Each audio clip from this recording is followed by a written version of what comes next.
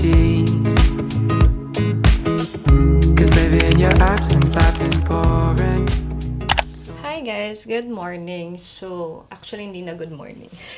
Good afternoon na kasi 12:30 PM na. Super late kami nagising, parang bumawi kami ng tulog. Parang pagtingin ko sa phone ko, 11 AM na. So, parang ko, oh my God, 11 na. Sabi ko pa naman sa itinerary ko, magigising kami 8 AM. Nag-alarm din ako ng 8 AM pero hindi ako nagising. Kasi nga, ang late na natin nakarating dito sa hotel kanina, no? Parang mga 3. So, nag-shower pa kami, nag-ayos pa kami ng gamit. So, mga 4 na kami nakatulog. So, yun. So, feeling ko bumawi lang kami ng sleep. Kasi din, wala rin ako masyadong sleep nung sa Manila pa. Kasi nga, nag-office ako, ganyan. Anyway, wow, dami explanation. Anyway, city tour lang naman tayo. Like, around here lang naman. So, dapat malapit lang. And okay lang na chill day lang today. May mga nakalist lang ako na pupuntahan. Although, yung first namin is dapat yung Merdeka Square. Pero since lunch na, baka daan lang kami ng coffee shop. Tapos, magpupunta na kami sa Petaling Street. Yun yung parang Chinatown something, Chinatown nila, pero marami ring mga ibang food. So, magpo-food trip kami doon. And then, nandun din kasi yung lunch place namin na malapit. So, para isahan na lang. And then, saka na lang tayo pupunta sa Merdeka Square, yung River of Life, ganyan. And then, pupuntahan din natin yung Petronas Tower. Pero magpipicture lang tayo sa labas muna. Not sure if, like, akit pa kami sa mismong Petronas Tower or sa KL Tower, but definitely magpipicture tayo sa labas nun. Yun. So, alis na rin kami in a bit. Tinatapos lang namin yung pag-prep. Actually, tapos na ako mag-prep. Ito na siya. Mainit pala here, like yung weather ngayon is at 31 degrees. So, parang sa Philippines din. So, talaga as in, ganito lang yung outfit ko. And then, skirt lang ako, skirt shorts, ganyan. So, and then, rubber shoes na lang. Yon. So, yung mode of transpo naman here is mostly, pwede ka mag-grab kasi mura lang. Pero may mga train din. But yung mga pupuntahan kasi namin is walkable lang sa isa't isa. So, yun lang. Update ko kayo ulit later kapag palabas na kami.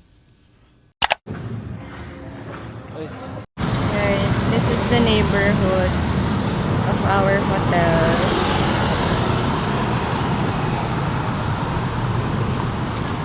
Tapos, lakad lang kami going to the coffee shop. Tapos, sa Petaling Street.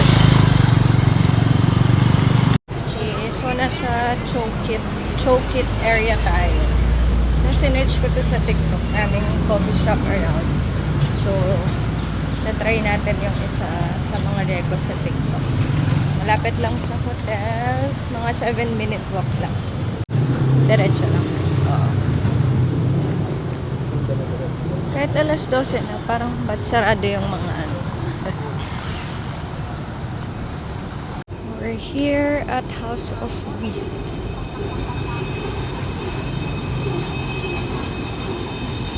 Ay, ang daing ka na. Para matukman mo. This way.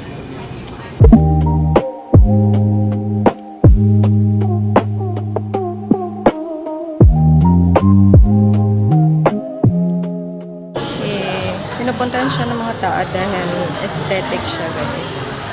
They have breads. Ito yung mga prices niya. Meron din silang mga breakfast meal. Pero magte-take out lang kami dito ng coffee. Malaki naman yung area niya, guys. Pero marami ring waiting sa labas. They also have seats outside, guys. Malaki naman siya. Okay, so I just ordered iced latte for 12 ringgit. Hello. Hello. Good afternoon.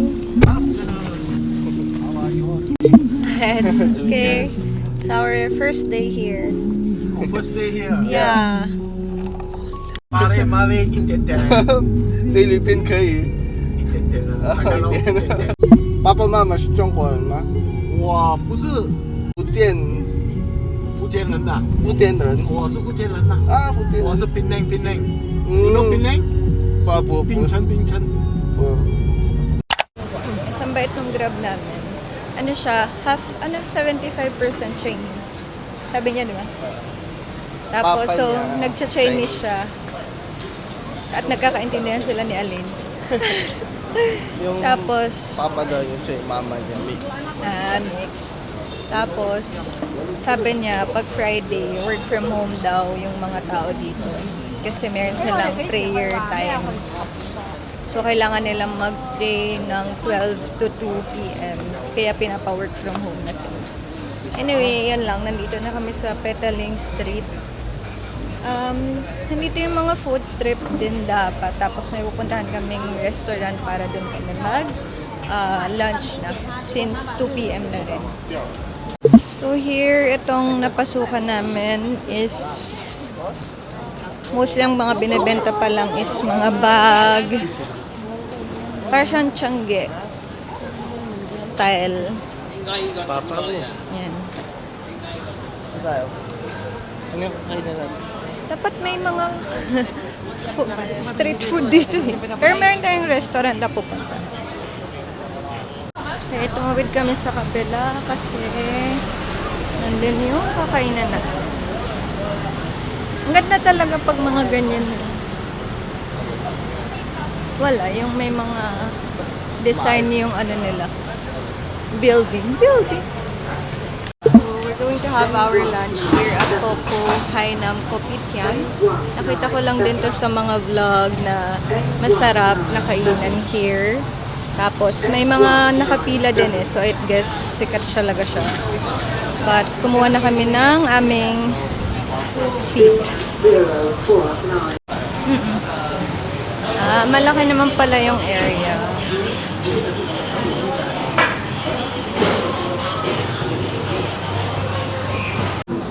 Here's our order through the QR code, no? Tapos scan mo lang yung table number mo para mag-order. Go. Yun na yan. Amazing. Guys, ang sad ko kasi sold out na to. Ito pa naman yung masarap dito. Kasi ito yung pinupuntahan dito. So, wala kaming choice kasi gutom na kami. Ito na lang yung in-order ko. Traditional nasi lemak. Pero parang noodle siya. Ito in-order mo sa'yo. Tapos si Ali nag-order nito. Mas malaki yung restaurant kasi may second floor. Tapos maraming seats naman. So, hindi ka masyado maghintay ng matagal. Ha? Masarap yan, babe.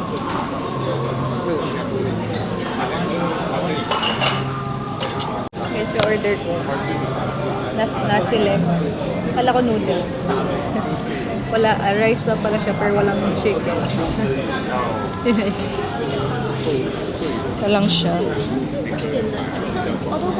I found God on the side of the road in a two-door Chevy, and she was whispering softly in my ear. Done eating lunch. Kaya lang. Ay, pwede na tayo dumiretso na.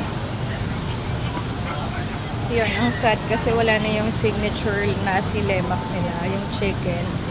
Yung napanood ko sa vlog na masarap. So, yung traditional nasi lemak na lang, which is rice lang pala, tas dilis at egg. May ganito rin sila.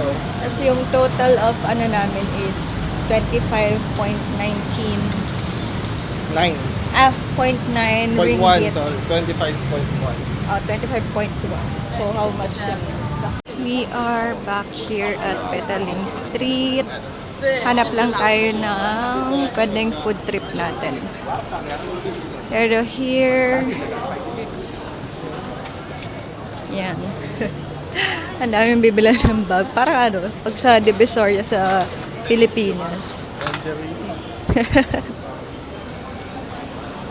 So may mga food din here. Restaurants. Saan yung mga ano? Hindi Dito na yung part ng mga kainan.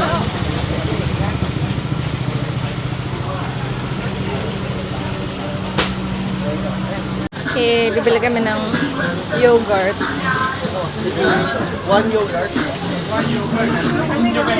Cash?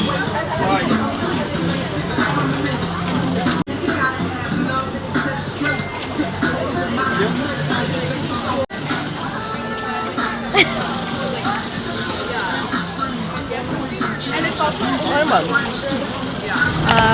Here, next stop sa Rex KL. Maraming shops. Pwede nyo rin pagbilhan. I'm asleep on your couch and I'm walking around on a tightrope. I'm trying to find hope. I was hiding from a head full of doubt and my dead bank account. If I'm honest, this ain't the life that I wanted.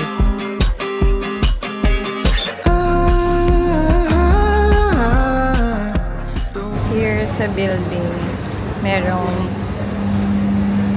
mart, convenience store-ish. Kung saan bumili. Actually, para aesthetic area lang siya na pwede kang mag-picture. Nandito din yung burials. Bibili tayo dyan. Chocolate burials. Mamaya.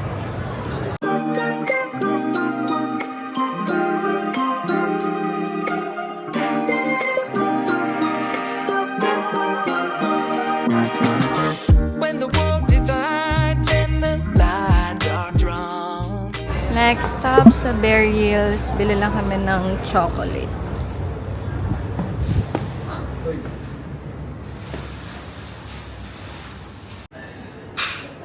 Tiramisu. Tiramisu.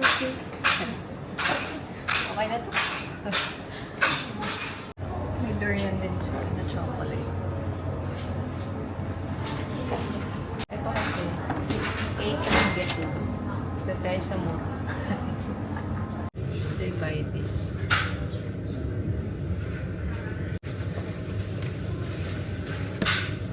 Ano roasted?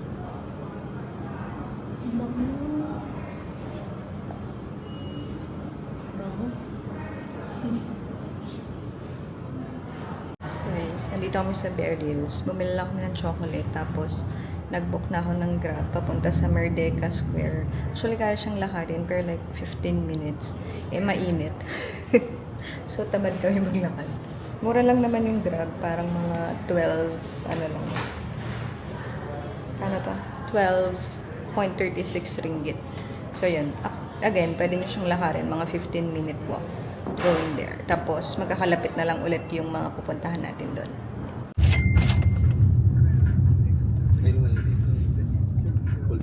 We're here at Merdeka Square. Para siyang park.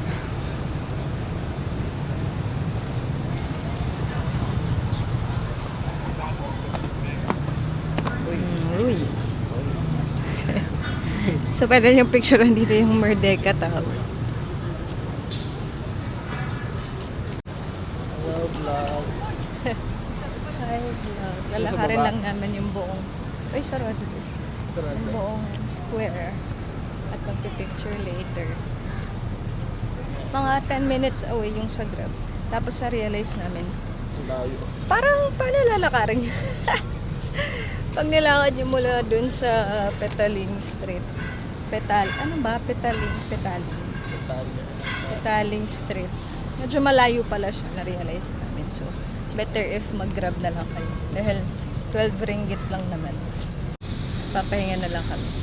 Oras na, 4 p.m. Bago kami lumakad ulit. In fairness, ang init. Ang init. Gusto mo ng iced tea?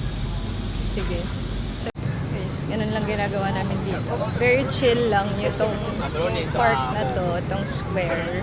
Marami rin nagpipicture, pero ano na siya, parang medyo gloomy yung weather. Pero kanina sobrang init. Uy, ayun yung Twin Tower. Ayun. Yung sa gitna nun. Yun. So, nagpicture-picture lang kami, tapos umiikot lang kami here. Okay, so dito sa Merdeka Square, nandito rin yung famous famous yung I love KL. Na pinipicturean as a turista. Magpipicture tayo dyan. Alam ko, museum to, pero naka-close siya ngayon. Hindi ko rin alam kung bakit.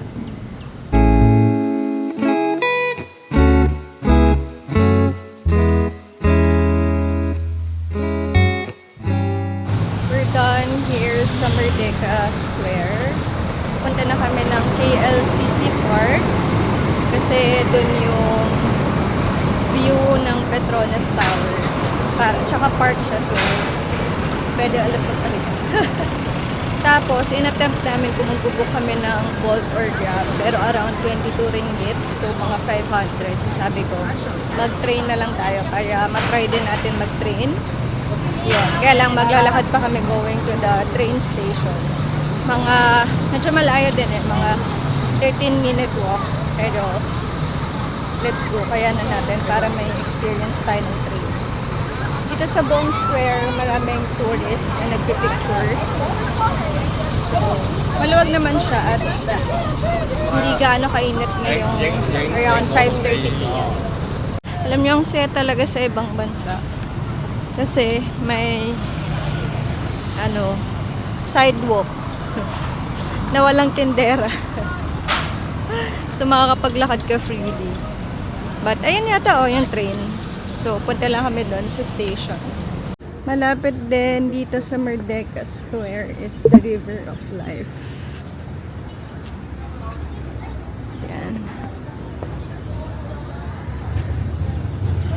Ganda. Unfair. May pausok. KLCC, KJ10. Okay, bibili kami ng ticket. So, bumibili kami going to KLCC for 3.60 for tuna.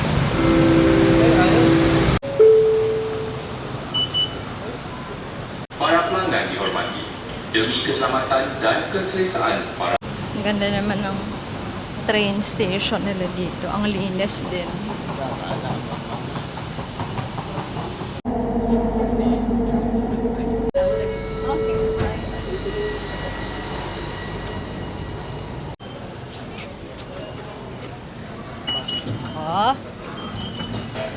Guys, akala ko pro na kami sa train station. Hindi pa pala. Pero nakukulangan ako sa mga signage dito. Unlike kung sa Japan na kahit saan ka lumingon, alam mo yung pupuntahan mo kasi may mga signages. Dito medyo, or dahil day one lang namin, nangangaba pa kami. Kailangan lang namin mag-exit here sa KLCC station para makapaglakad tayo going to the KLCC Park. Okay, exit tayo ng mall and then lakad. Uy, may Decathlon. Wow. Kala mo, may Sephora. Walk na. Clinic may walk. Kaya ang realization namin ay ang buong Malaysia ay isang malaking buong BGC na ang ganda.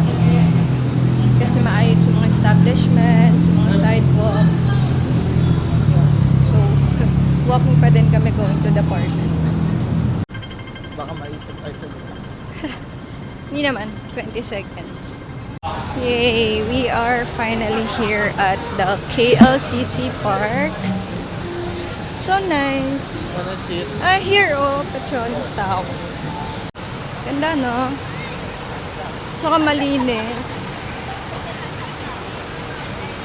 Guys, from here sa park, ayan, kita nyo na yung Petronas Tower. So, pwede na rin kayo mag-picture-picture here. Tsaka malawak pa tong park eh.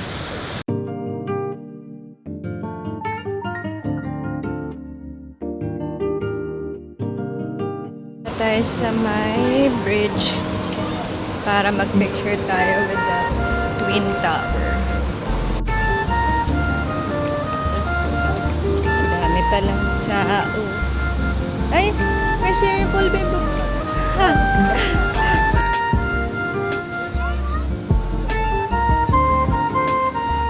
Here sa bridge, ganito yung view ng tower. Saya dito sa park nila. May truck nung for jogging. So, ang dami nagja-jog. Tapos, may pool dito. Pwede mag-swimming. Kasi nagsiswimming yung mga bata. Lang tapos sa akin mag-picture. Dahil yun lang yung point na picture namin dito. Guys, isang buong malaking park. Ito yung tsura niya. Ayan, oh, sabi ko sa inyo may swimming pool at nagsiswimming ang mga bata. Ang mga bata. Wow! Ayan, from the bar kanina, mag-MRT lang kami going to our dinner place. Medyo malayong lakad, like 15 minutes na lakad. Layo. Tama, babe.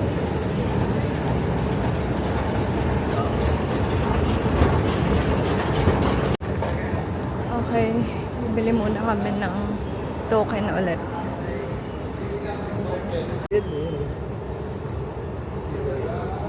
Ah. Cash. 3.60. Ang mura lang.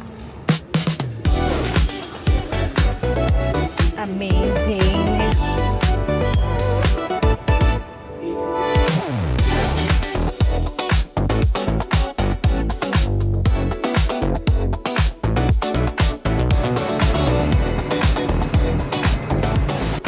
We're out from the station. Lalakarin na lang namin towards the Hyun Key Clay Pot Chicken Rice. Tama ba, babe? Guys, we're here at Hyun Key Clay Pot Chicken Rice.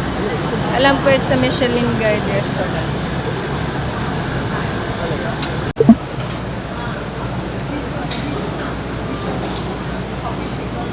Guys, we finally made it to the restaurant. Nakaupo na rin kami. Parang halos 15 minutes kami nag-wait. Pero ang eventful nung papunta namin dito. Nakwento ko na late. Gusto ko na lang makakain. It's 8 p.m. Parang yung last kain natin is around 2 p.m. pa. Tapos di rin kami nakapag-stop. So, nag-order kami ng clay pot chicken clay pot rice. This restaurant is the best clay pot rice na restaurant here in KL. Let's see, nag-order kami ng isang malaki for 2 na yun and then nag-cook lang kami. Here's our order for 38 ringgit.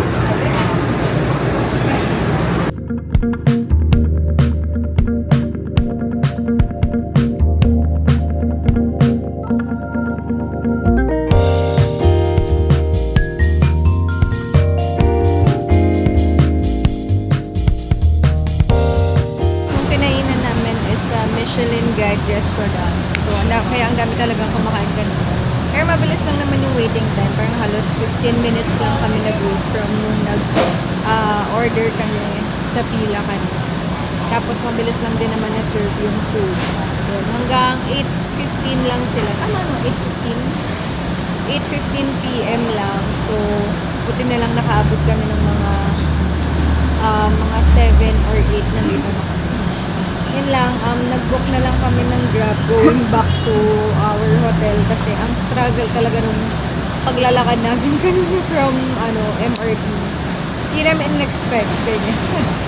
Anyway, yun, waiting lang for the Grab tapos halos mga 30 minutes yung biyahe going back to our hotel.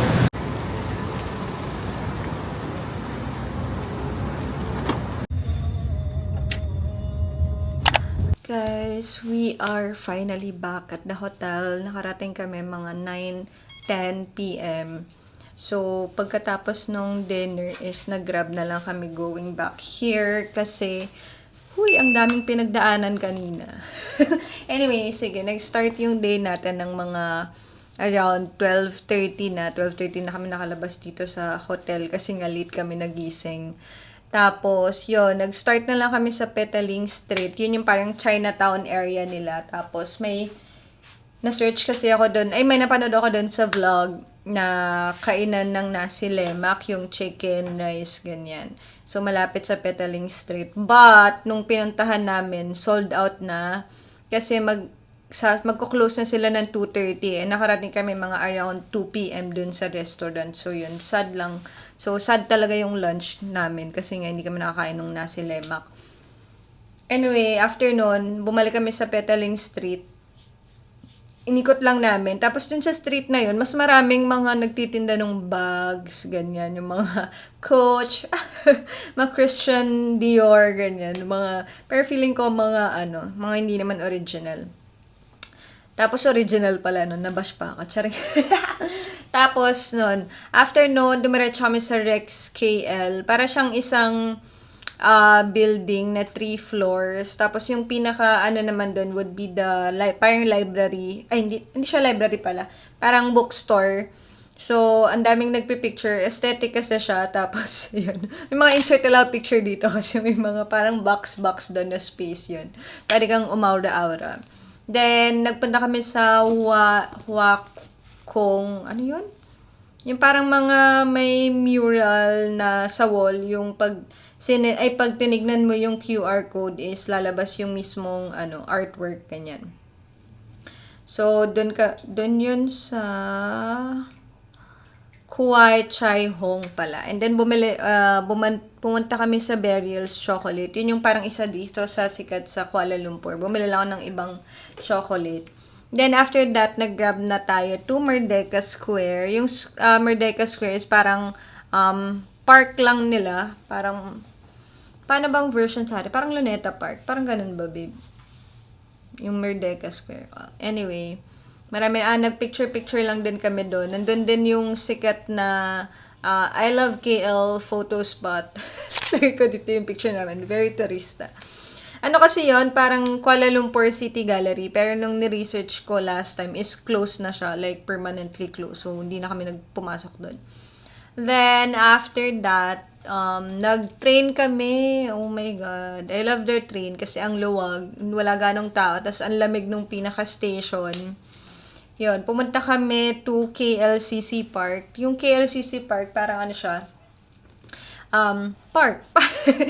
Yung pwede ka mag-jogging doon, ganyan. Actually, malapit siya dun sa Suria KLCC na mall. Yan. Tapos, doon kasi yung may parang hidden photo spot for the Petronas Towers. Yung Twin Towers. Pero nung pumunta naman kami doon sa may bandang bridge, maraming tao din. So, hindi na siya hidden. Tapos, yun, nag-ikot lang kami konti. Nakita namin na parang may swimming pool doon, diba? Yan. Tapos, may maraming nagja-jogging doon sa park.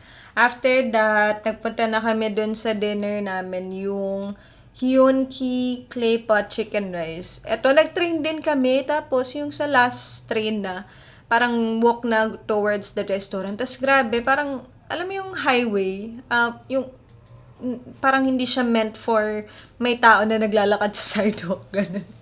Pero sa ganun kami naglakad. Tapos, kailangan namin tumawid. Walang tawiran, pero parang no choice kami kasi pag tawid dun yung restaurant. So, tumawid na lang kami. Tapos, yun, pagdating namin, mga around 7:50, ganyan. Nagpalista agad kami, nag-order agad kami, may number naman. And then, malaki naman yung area, parang 2 areas siya, diba? Pinakita ko kanina. So, mabilis lang, parang in 10 minutes, nakaupo na rin naman kami. Tapos, mabilis lang din i-serve yung order nyo. Yung order namin yung chicken nila na clay pot kasi yun nga yung sikat sa kanila. And this is a Michelin Guide restaurant. So, ang dami talagang kumakain. And masarap talaga siya. Yun, in-order namin yung isang malaki kasi good for 2 na siya. And sakto lang naman sa amin siya ni Aling. Tapos, after nun, ayun, nag-grab na lang kami kasi nga, chinek ko kung paano kami makakauwi sa hotel. Parang ganun ulit. Babalik kami sa may train na yun. Maglalakad ulit kami sa sidewalk na parang hindi siya meant for people. Ganyan. So yun, nag-grab na lang kami ng around 16 ringgit lang naman para diretso na here sa hotel. Yan. Lalabas lang ulit kami pero magko-convenience store na lang. May malapit na 7-Eleven dito. Tapos bibili lang ng snacks and other drinks kung meron. Tapos, yun na, mag-shower na lang and then prep for tomorrow na ulit na pupunta tayo ng Batu Caves saka Genting Highlands. So, see you guys again tomorrow.